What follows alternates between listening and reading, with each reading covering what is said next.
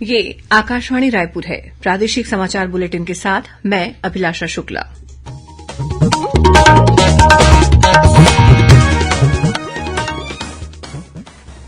और अब पेश है आज के मुख्य समाचार। मोर आवास मोर अधिकार अभियान को लेकर भाजपा ने आज रायपुर में प्रदर्शन कर विधानसभा का घेराव करने का प्रयास किया।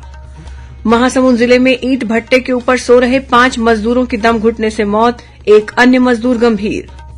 हरियाणा के पंचकुला में आयोजित अखिल भारतीय वन खेलकूद प्रतियोगिता में छत्तीसगढ़ 11वीं बार ओवरऑल चैंपियन बना। और अगले 24 घंटों के दौरान प्रदेश के कुछ स्थानों पर बारिश के साथ अंधड़ चलने और ओलावृष्टि होने की संभावना।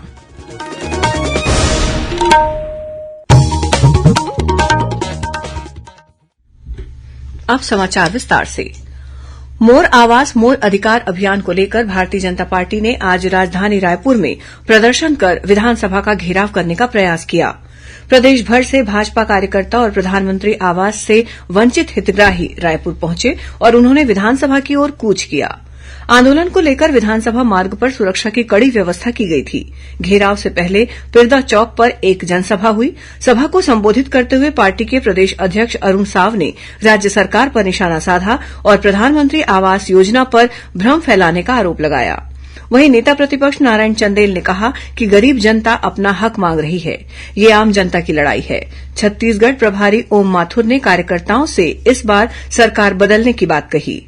सभा को पार्टी के छत्तीसगढ़ सह प्रभारी नितिन नवीन, पूर्व मुख्यमंत्री डॉक्टर रमन सिंह, झारखंड के पूर्व मुख्यमंत्री रघुवर दास सहित पार्टी के अन्य नेताओं ने भी संबोधित किया। सभा खत्म होने के पहले ही कार्यकर्ताओं ने एक के बाद एक 2 बैरिकेड्स को तोड़ दिया। इस दौरान कार्यकर्ताओं की पुलिस के साथ झूमाझटकी भी हुई। आंदोलनकारियों को रोकने के लिए पुलिस ने पानी की बौछार करने के साथ ही आंसू गैस के गोले भी छोड़े। आंदोलनकारी वहीं धरने पर बैठ गए। इस दौरान बड़ी संख्या में कार्यकर्ताओं ने गिरफ्तारी भी दी, जिन्हें बाद में रिहा कर दिया गया। पुलिस ने प्रदेश भाजपा अध्यक्ष अरुण साव और विधायक बृजमोहन अग्रवाल को भी गिरफ्तार किया। धरने के बाद अपने एक बयान में प्रदेश अध्यक्ष श्री साव ने कहा कि आज तमाम बंदिशों के बावजूद राज्य सरकार के खिलाफ पूरे प्रदेश के हितग्राही रायपुर में एकजुट होकर विधानसभा घेरने में सफल रहे। इस बीच राज्य विधानसभा में आज प्रधानमंत्री आवास योजना के तहत अधूरे मकानों का मुद्दा गूंजा। भाजपा ने शून्यकाल के दौरान इस मुद्दे पर चर्चा कराने की मांग रखी। भाजपा सदस्य धरमलाल कौशिक, शिवरतन शर्मा, रजनीश सिंह, रंजना साहू और डॉक्टर कृष्णमूर्ति बांधी ने ये मांग उठाई। उन्होंने कहा कि वर्ष 2011 की सर्वे सूची के तहत मकानों का निर्माण होना है। राज्य सरकार ने अपने हिस्से की राशि नहीं दी है, इसलिए ये मकान नहीं बन पा रहे हैं। विपक्षी सदस्यों ने सदन के बाकी काम रोककर इस मुद्दे पर चर्चा कराए जाने की मांग रखी। इस दौरान सदन में हंगामा शुरू हो गया। हंगामे की वजह से सदन की कार्रवाई 5 मिनट के लिए स्थगित कर दी गई। वहीं विधानसभा में आज मुख्यमंत्री भूपेश बघेल ने भाजपा के शिवरतन शर्मा के एक सवाल के लिखित जवाब में बताया कि राज्य में 47 विभागों में 87,256 अनियमित दैनिक वेतनभोगी और संविदा कर्मचारी हैं। इनमें अनियमित और वेतनभोगी कर्मचारियों की संख्या 50,385 है। वहीं संविदा कर्मचारियों की संख्या 36,871 है। मुख्यमंत्री ने बताया कि ऐसे कर्मचारियों की संख्या के संबंध में 22 विभागों से जानकारी प्राप्त नहीं हुई है। उन्होंने बताया कि अनियमित और दैनिक वेतनभोगी कर्मचारियों के नियमितीकरण के संबंध में एक समिति का गठन किया गया है, जिसकी 2 बैठकें हो चुकी हैं। विधानसभा में आज मुख्यमंत्री भूपेश बघेल ने अपने एक लिखित जवाब में बताया कि राज्य में 10 फरवरी 2023 की स्थिति में सिर्फ 857 एनपीएस कर्मचारियों ने ओल्ड पेंशन योजना के लिए सहमति दी है। केवल 1 कर्मचारी ने एनपीएस में बने रहने की मंजूरी दी है। 3,09,197 कर्मचारियों और अधिकारियों ने अब तक कोई विकल्प नहीं दिया है। भाजपा के धरमलाल कौशिक के सवाल के जवाब में मुख्यमंत्री ने बताया कि सभी सरकारी कर्मचारियों अधिकारियों के लिए ओल्ड पेंशन योजना 1 नवंबर 2004 से प्रारंभ की गई है। वहीं सदन में आज सुपेबेड़ा में पानी आपूर्ति के लिए टेंडर जारी नहीं करने का मुद्दा भी गूंजा। लोक स्वास्थ्य यांत्रिकी मंत्री गुरु रुद्रकुमार ने सदन में ऐलान किया कि 1 महीने में टेंडर कराया जाएगा और इस दिशा में जल्द काम शुरू होगा। मंत्री के जवाब से असंतुष्ट विपक्षी सदस्यों ने सरकार पर लोगों को पानी नहीं देने का आरोप लगाते हुए सदन से बहिर्गमन कर दिया। मुख्यमंत्री भूपेश बघेल ने कहा है कि राज्य सरकार का बजट प्रदेश के गरीबों, किसानों, मजदूरों, अनुसूचित जाति, जनजाति, नौजवानों सहित सभी वर्गों के लिए है। कल विधानसभा में आगामी वित्तीय वर्ष के बजट पर सामान्य चर्चा का जवाब देते हुए उन्होंने कहा कि सदन में बजट पारित होने के बाद आंगनबाड़ी कार्यकर्ताओं, सहायिकाओं, मिनी आंगनबाड़ी कार्यकर्ताओं, कोटवारों, रसोइयों, पटेलों और स्वच्छता कर्मियों को बढ़ा हुआ मानदेय मिलना शुरू हो जाएगा। उन्होंने कहा कि राजीव गांधी ग्रामीण भूमिहीन कृषि मजदूर न्याय योजना का विस्तार ग्रामीण क्षेत्रों के साथ नगर पंचायतों में किया जाएगा। मुख्यमंत्री ने यह भी कहा कि राज्य सरकार ने आवास योजना, उज्ज्वला योजना और शौचालय का सर्वे कराने का निर्णय लिया है। उन्होंने कहा कि चालू वित्तीय वर्ष 2022-23 में राज्य सरकार द्वारा आज तक बाजार से कोई कर्ज नहीं लिया गया। छत्तीसगढ़ ऐसा करने वाले देश के 3 राज्यों में शामिल है। छत्तीसगढ़ ने इस वर्ष 2000 करोड़ रुपए के पुराने बाजार ऋण का पुनर्भुगतान किया है। मुख्यमंत्री भूपेश बघेल ने आज गोधन न्याय योजना के हितग्राहियों को 7 करोड़ 4 लाख रुपए की राशि का ऑनलाइन भुगतान किया। इसमें गोबर विक्रेताओं को 4 करोड़ 25 लाख रुपए, गौठान समितियों को 1 करोड़ 65 लाख रुपए और महिला समूहों को 1 करोड़ 14 लाख रुपए की लाभांश राशि शामिल है। प्रादेशिक समाचार आप आकाशवाणी रायपुर से सुन रहे हैं। छत्तीसगढ़ की खबरों से है आपका वास्ता और खबरों की विश्वसनीयता से है हमारा वास्ता।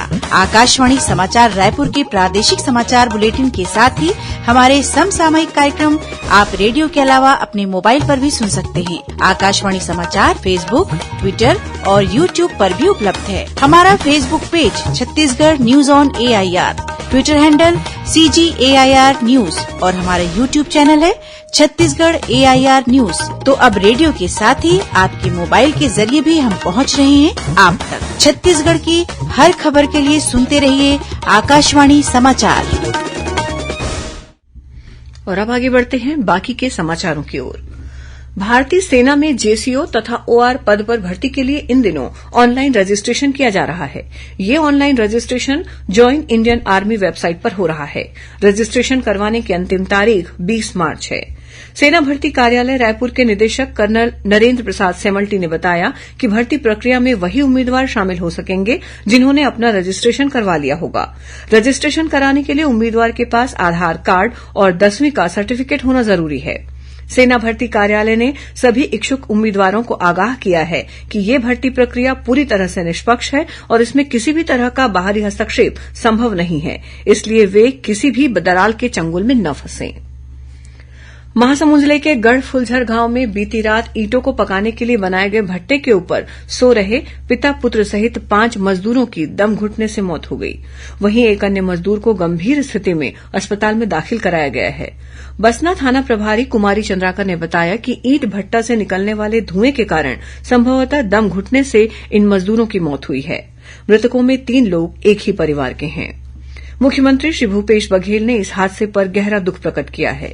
उन्होंने जिला प्रशासन के अधिकारियों को मृतकों के परिजनों को हर संभव सहायता देना और गंभीर रूप से बीमार एक श्रमिक को बेहतर से बेहतर इलाज की सुविधा उपलब्ध कराने के निर्देश दिए हैं। इधर जशपुर जिले के कांसाबेल विकासखंड के प्राथमिक स्कूल में प्रेशर कुकर फटने से 3 बच्चे गंभीर रूप से घायल हो गए हैं। रसोइयों की हड़ताल की वजह से ये बच्चे मध्यान्ह भोजन बना रहे थे। इसी दौरान प्रेशर कुकर फटने से ये हादसा हो गया। हरियाणा के पंचकूला में आयोजित अखिल भारतीय वन खेलकूद प्रतियोगिता में छत्तीसगढ़ 11वीं बार ओवरऑल चैंपियन बना है। प्रतियोगिता में छत्तीसगढ़ ने कुल 164 मेडल जीतकर कर्नाटक को पछाड़ते हुए अपना वर्चस्व कायम रखा। इस स्पर्धा में टेनिस, टेबल टेनिस, बैडमिंटन, तैराकी, carrom, chess, weightlifting, cricket, football, basketball, hockey, golf और एथलेटिक्स के मुकाबले हुए। मुख्यमंत्री भूपेश बघेल और वन मंत्री मोहम्मद अकबर ने इस उपलब्धि पर प्रसन्नता व्यक्त करते हुए वन विभाग को बधाई और शुभकामनाएं दी हैं। रायपुर कलेक्टर डॉक्टर सर्वेश्वर भूरे ने अतिरिक्त वित्तीय भार से बचने के लिए नगरीय क्षेत्रों के निवासियों से अपने घरों या दुकानों में अनधिकृत निर्माण को नियमित कराने की अपील की है। उन्होंने कहा है कि 31 मार्च को चालू वित्तीय वर्ष समाप्त हो जाएगा और नए वित्तीय वर्ष 1 अप्रैल से नगर निगम के अनुज्ञा शुल्क में पहले की तरह ही 10% की बढ़ोतरी हो जाएगी। अनुज्ञा शुल्क बढ़ने से नियमितीकरण के लिए निर्धारित राशि भी बढ़ जाएगी। और अब पेश है मौसम का हाल। प्रदेश के मौसम में अचानक बदलाव आ गया है। रायपुर में जहां आज धूप छांव की स्थिति बनी रही, वहीं अगले 24 घंटों के दौरान प्रदेश के कुछ स्थानों पर हल्की बारिश होने की संभावना है। मौसम विज्ञानी एचपी चंद्रा ने बताया कि 1-2 स्थानों पर गरज चमक के साथ अंधड़ चलने और ओलावृष्टि होने की संभावना है। एक ऊपरी हवा का चक्रीय चक्रवाती परिसंचरण राजस्थान के ऊपर स्थित है। इसके प्रभाव से प्रदेश में निम्न स्तर पर प्रचुर मात्रा में बंगाल की खाड़ी से हवा आ रही है। साथ ही ऊपर के लेवल में प्रदेश में पश्चिमी हवा के वेस्टर्ली ट्रफ के रूप में स्थित है। इन दोनों के संयुक्त प्रभाव से कल कुछ स्थानों पर प्रदेश में हल्की से मध्यम वर्षा होने अथवा गरज चमक के साथ छींटे पड़ने की संभावना है। प्रदेश में 1-2 स्थानों पर गरज चमक के साथ वज्रपात होने, अंधड़ चलने तथा ओलावृष्टि की भी संभावना है। और अब कुछ खबरें संक्षेप में। नीट पीजी 2023 के परिणाम कल घोषित कर दिए गए। परीक्षार्थी परिणाम आधिकारिक वेबसाइट पर देख सकते हैं। अखिल भारतीय 50% कोटा सीटों की मेरिट लिस्ट बाद में जारी की जाएगी। प्रदेश कांग्रेस कमेटी के महामंत्री और कोरबा जिले के संगठन प्रभारी गोपाल थवाइत का कल रायपुर में निधन हो गया। वे कुछ दिनों से अस्वस्थ चल रहे थे। प्रदेश कांग्रेस अध्यक्ष मोहन मरकाम ने उनके निधन पर श्रद्धांजलि अर्पित की है।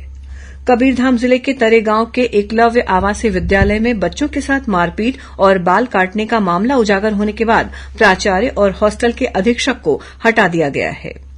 जांजगीर चांपा जिला सत्र न्यायालय ने 3 चिटफंड कंपनियों के संचालकों की करीब 81.5 लाख रुपए की संपत्ति की कुर्की के आदेश जारी कर दिए हैं। नारायणपुर जिले के ओरछा मुख्यालय में आज हजारों आदिवासियों ने अपनी 10 सूत्रीय मांगों को लेकर रैली निकाली और एसडीएम को ज्ञापन सौंपा। और रायगढ़ में आज बढ़ते प्रदूषण के विरोध में युवा कांग्रेस ने बाइक रैली निकालकर प्रशासन को ज्ञापन सौंपा। अंत में मुख्य समाचार एक बार फिर। मोर आवास मोर अधिकार अभियान को लेकर भाजपा ने आज रायपुर में प्रदर्शन कर विधानसभा का घेराव करने का प्रयास किया। महासमुंद जिले में ईंट भट्टे के ऊपर सो रहे 5 मजदूरों की दम घुटने से मौत, एक अन्य मजदूर गंभीर। हरियाणा के पंचकुला में आयोजित अखिल भारतीय वन खेलकूद प्रतियोगिता में छत्तीसगढ़ 11वीं बार ओवरऑल चैंपियन बना। और अगले 24 घंटों के दौरान प्रदेश के कुछ स्थानों पर बारिश के साथ अंधड़ चलने और ओलावृष्टि होने की संभावना। इसी के साथ प्रादेशिक समाचार बुलेटिन समाप्त हुआ। नमस्कार।